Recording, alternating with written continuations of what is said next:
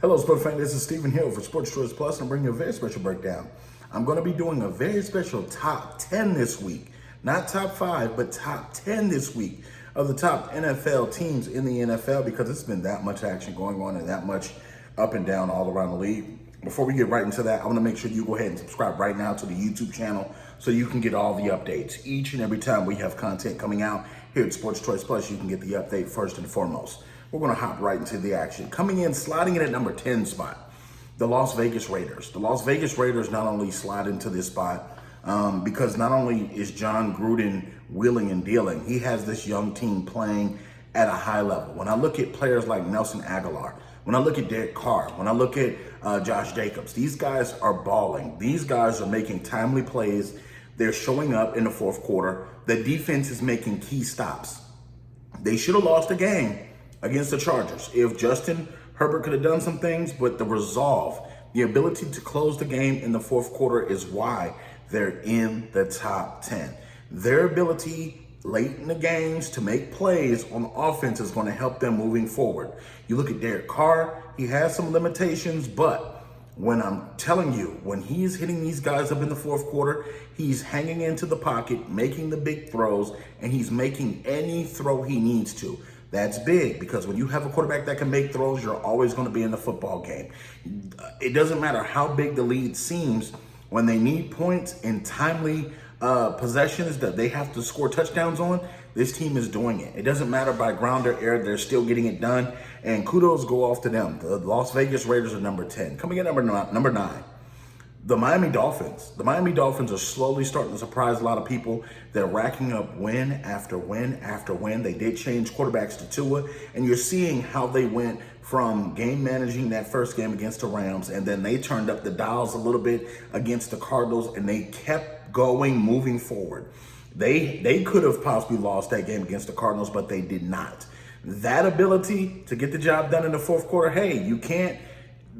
It's inches between wins and losses in the NFL. You have to bring your A game every single game, or you can get beat. In the NFL, a single loss or a single win could mean the difference between winning your division in the playoffs and making the playoffs, being a number 1 seed, 2 seed, 3 seed, 4 seed, getting a bye, anything. So the Miami Dolphins right now are wheeling and dealing. I like the defense. I like the corners. I like Tua. These guys are playing extremely well. The only thing that would caution me, they need to find a little bit better run game to support Tua. I'm fine with him throwing 20 to 25 passes a game, but when you exceed that limit, I would like to see him throw a little bit less and protect his body a little bit more. Coming in at number 8, after that beating that they got on Sunday, Tampa Bay, they fall down to this. I think that it was a combination of two things that happened. It was a combination of, this was the Saints Super Bowl essentially, and also Antonio Brown, his coming into the team fold kind of disrupted some things. And what I mean by that is, it's almost like Tom Brady is trying to force things. He's trying to get things to AB early to get it going.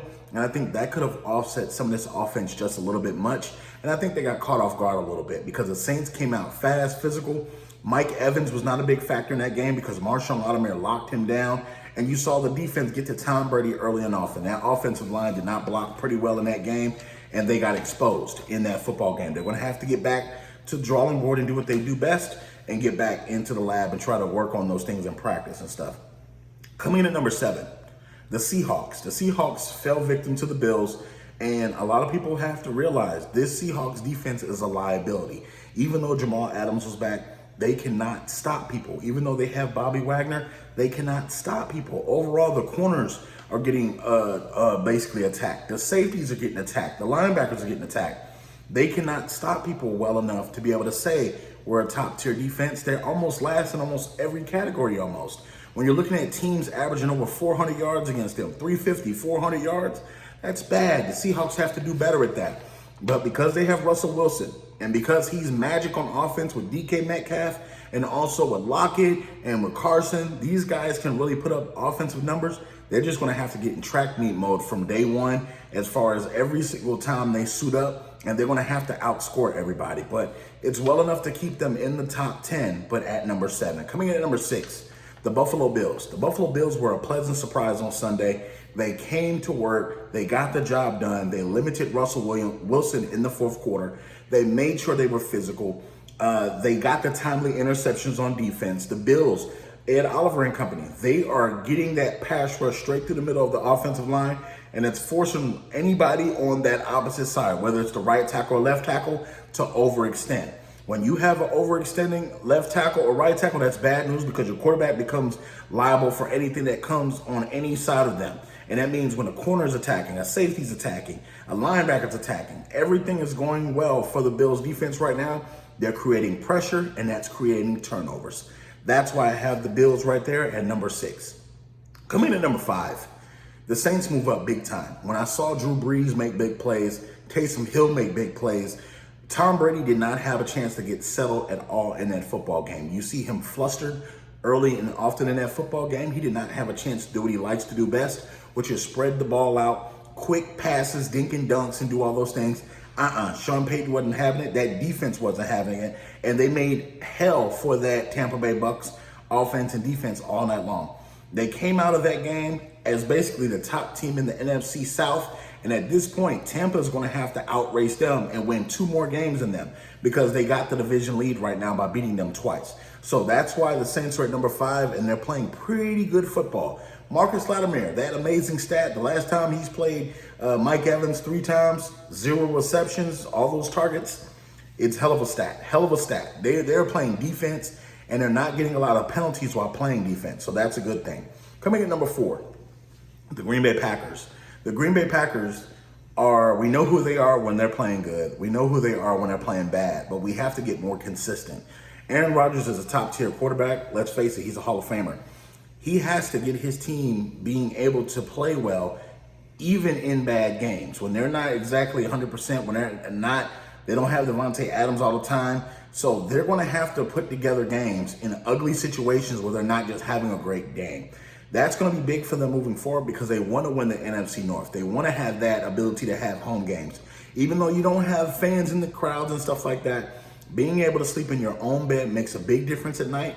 And I think that's going to bode well for them if they want to make the playoffs and push forward for possible Super Bowl contention. This is the year you want to do that if you're Aaron Rodgers because you have all the tables set for you to be successful. Another thing, the defense has to get healthy for them because they're still giving up a lot of points, even though they're winning some football games. They want to make sure that yardage stays down and they get a full plethora of defenders that they can help with keeping some of those offensive teams from scoring so Aaron Rodgers can outrun them in the track meet. So that's why I have them at number 4. Coming at number 3, Baltimore Ravens. Word of advice to the Baltimore Ravens, you're going to have to throw the ball at some point in time. You don't have to do it right now because of your schedule, but you're going to eventually have to throw the football. When you play teams like the Titans, when you play teams like the Pittsburgh Steelers, when you play teams like the Chiefs, they can make you one-dimensional. And if you can't run the ball on them, it's going to be hard to throw the ball because at that point in time, all the running backs that you have are not hitting it when they need to be. When you look at Lamar Jackson, he's the former MVP. I expect a lot more out of this guy because right now he's not getting it done throwing the football. He has to find a way to get the ball down the field and get his teammates involved. Right now, number 3 is as high as I'm willing to put them because he's not just developing as well as I thought he was going to in the offseason. You know, you're the MVP. I was thinking, you could go out and get a better coach, something like this, quarterback coach to help you in the offseason. It doesn't look like he's doing any of that. And so only time will tell if he's developed throughout the season with the Ravens, and that's going to be big. But right now, number 3, that defense that they have is carrying them, and you're getting away with Humphrey. You're getting away with Marcus Peters. You're getting away with Clark, Queen. You have a lot of guys that are on that defense, and they're overachieving. And that bodes well for the Ravens because they need some protection when those games where they can't really score against good teams. That defense will slow down another team to make sure they have what they need to be able to score. Coming number 2, it's going to be a surprise to some, but the Pittsburgh Steelers are number 2. The reason I put the Pittsburgh Steelers at number 2 right now because their rushing game is not really effective. I know they're undefeated, the only undefeated team in the NFL. Their defense is playing lights out. I think people have to take a step and realize what's on the horizon for them. They have to play Baltimore again. Chances are they're going to have to meet up with Kansas City. Are you going to be able to do these same things that you're doing against these teams now in December and January? Are you going to be able to go and put up these prolific numbers? The Dallas Cowboys gave them their money's worth. And what I mean to you, that defense for Dallas is terrible. And they were able to pull the cart in the middle of the road and say, look, you're going to have to deal with us. Juju and company had issues getting open sometimes. And this is against tiers of corners that's not even starting credentials. Like, you wouldn't have none of the Dallas Cowboys corners starting for your team. And they were giving the Steelers offense trouble. That defensive line was giving Pittsburgh Steelers offensive line trouble. So that was a little troublesome because they could not run the football. They were passing the football a lot more than my liking, that I would put Big Ben in that situation. And Big Ben's injury, you saw that he took an injury to the knee. He's not 100% healthy right now, so that also factors into it. I like the Pittsburgh Steelers to finish out the season with a pretty good record, but I think they have to be cautious about what they're doing right now with this offense. You got to be able to run the ball a little bit better. You have to also put up a little bit more points against bad teams, because that was almost a disastrous game if they would have lost to Dallas. Coming to number one, Patrick Mahomes and the Kansas City Chiefs.